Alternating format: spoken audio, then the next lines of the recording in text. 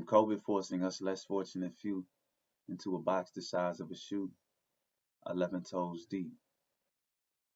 Because 846 acres ain't the same as 846 square feet, especially when you got multiple mouths to feed and you wonder why we leave. Because a shelter ain't such a shelter, locked in a box when the heat begins to swelter.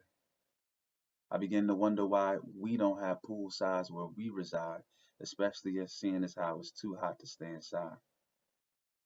With too many heads and not enough room for beds, I mean, don't we all got two legs?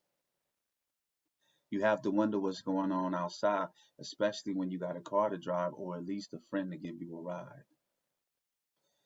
But that could be hard to see, as I understand not everybody's got two eyes like people like me.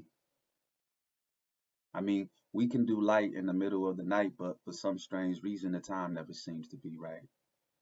I mean, after 5 centuries worth of plight, we still explaining what's wrong and what's right. Because we take a knee to spread light while you take a knee to shed life. Yet you claim we all got hearts nestled tight on top of our windpipes, knee to the left. I mean, leaning to the right. And what's obviously a cultural delight. From substandard habitation to criminal education, nutritional isolation, and the mass incarceration our kids are often facing, including ethnic dislocation plus cultural appropriation on top of police asphyxiation. Just the thought exceeds the need for a vacation. So,